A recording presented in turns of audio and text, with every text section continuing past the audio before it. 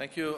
Moving to you, Roberta Metsola, you just took over as the President of the European Parliament just very shortly before the war in Ukraine.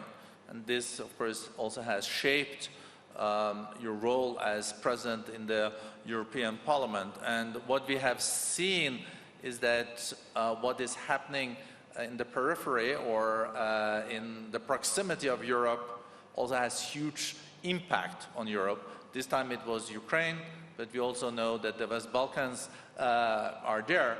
So Europe's role is also not only then to become a global player, as Mark Rutte was saying, but isn't it also to export stability in its neighborhood? And there is now 10 years since Europe enlarged itself and got Croatia on board. And Europe has created a lot of hope in the West Balkans. Albania and North Macedonia are waiting for your response. And Ukraine also now hope for a European path. What could you say about this? Can Europe walk the talk here, or are they going to take 10 more years before any decisions are made on new member countries? Well, thanks a lot for having me here. I would never have imagined on the day of my election that this conversation we would be having here has all the multi-layered nuances and real existential questions of a post-24th February world. Pre-24th of February is not one world we can ever go back to. And I think, picking up on what Mark said, that rather than talk about where the decisions are taken, but start from what happens in our head, I think if we look at the European Union or at the European project as a very successful coming together of countries that share fundamental principles, beliefs, and fight against autocracy and anyone who does not believe that democracy is the basis of what we are all in this for, then I think we can really talk about the European Union as being a transformative power politically with successful, very successful enlargements. I come from a country that whose generation campaigned for years to enter the European Union. This is why I entered politics, because I wanted my country to hold up those standards and also to offer that protection collectively if something went wrong.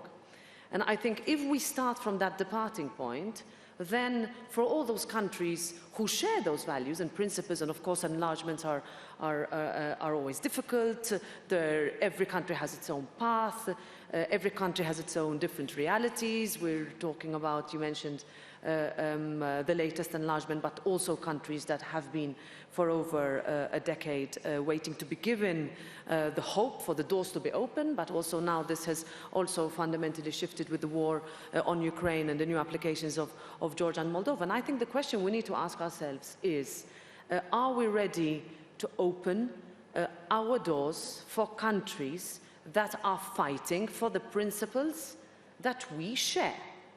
And if we are ready to say yes, then it is not only about economies, it is not only about numbers, it is not only about how many seats and how much power goes in that institution. It is about whether the European Union wants to be the global democratic power in an immediate neighborhood where we have a common adversary. So I think that I would answer that question with now is the time that we are faced with crucial decisions next week, but also in the months to come. If we are ready to hold that unity going forward, then I think we can really show that we are ready to take those decisions that are needed from us. Well, thank you so much. I was just also reflecting on the past when new members were invited to the EU. It was also an aspiration for making them stronger democracies and stronger believer in the values that the EU holds there. When Spain, Portugal, Greece were what was opened and invited as members, they were not totally perfect democracies at the time, but they have now developed into very strong democracies and beacons of this in Europe. So is this now, you think, is a game changer we're faced with also in the EU, that the EU will see that if Ukraine is not invited, if the West Balkans are not invited, these will be areas where Russia will then use this as a playground for their way of doing politics, and then the EU will regret it 10 years later, because those problems end on the EU's table. And do you feel that this momentum is there in the EU now, that there can be a consensus? And can one small country, for example, stop the whole process? I was not thinking about Malta. Thanks for that. Well, I think that what we are looking at now with a war, not in our neighborhood, but in our continent, on our continent, in Europe, where there is a country that has for far too long blackmailed and threatened the rest of the European Union. And we, I think, for far too long looked away when our colleagues from those countries that border Russia, who told us we have a problem. For too long, we have depended on for far too, let's say, it was way too easy for us to continue to rely on gas, with some countries being 100% reliant. For way too long, we did not actually seriously consider creating an energy union where we can rely on each other rather than on a country that could switch us off at any time. And of course there are different discussions in different member states. It makes a difference between whether you are on the neighborhood or with a common border with that country or not, or whether you have invested more in renewables, you are further ahead also economically. But at the same time, what we cannot risk is that we ourselves cause instability in those neighboring countries because of our failure to act. And this is a fear and a concern that I have. It is a concern that the European Parliament has. This is a parliament that it's very difficult to find majorities, even least of all broad majorities on anything, but on this, members of the European Parliament from all countries, bar none, have gotten together and said, this is Europe's moment. We did not think that we could do so much during the pandemic. We did not think that we could push to the European level our competencies over health. We could not think that we are really going to talk about potentially, now this is sensitive, opening the treaty up and saying where can we fill the gaps, because 10 years have passed and we look like we are realizing that we are not addressing the problems that we really have. And I think that now, after the Conference on the Future of Europe, with leaders of our countries that are saying we can do more, both from a financial aspect, we've done so much during the pandemic, are we ready to look at our countries on our neighborhood and say, you are on the path, there are rules that you need to follow.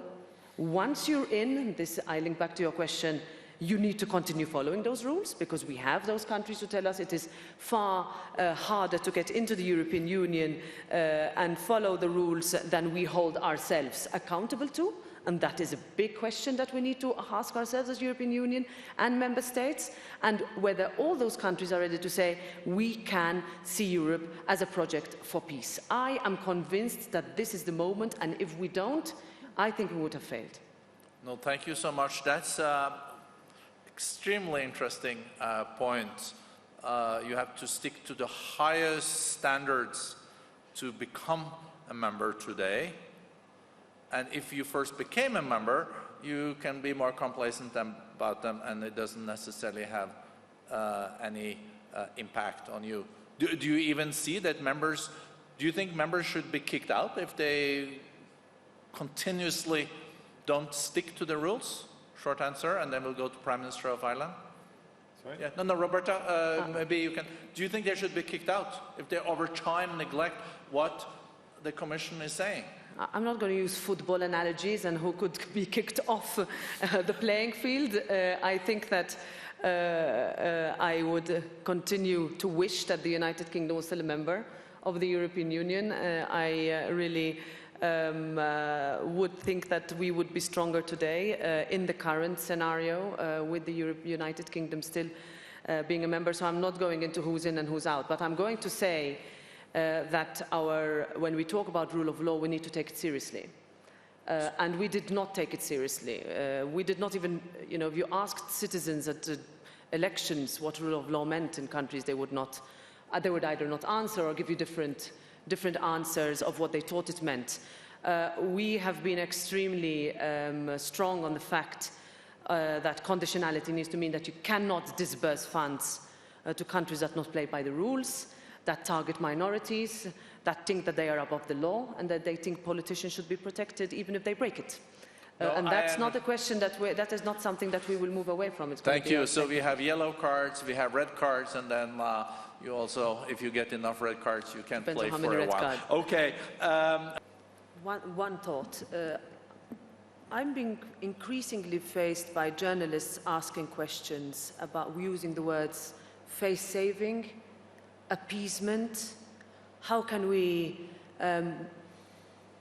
tidal this over so that we can move on? And my answer is, this is not the time to talk about face-saving for Russia. This is not the time to talk for appeasement. It is the time where we have to put all our efforts, no using of legal arguments, lack of political will, excuses for Ukraine not to win this war. This is, I think, the thread that we will see throughout all the meetings that we have, not only this day, but in the next few days leading up to the European Council next week. I do not want to hear the word or have to be able to give answers as to how we are going to save face of Putin. I do not want to hear the word appeasement anymore. So thank you, Madam President.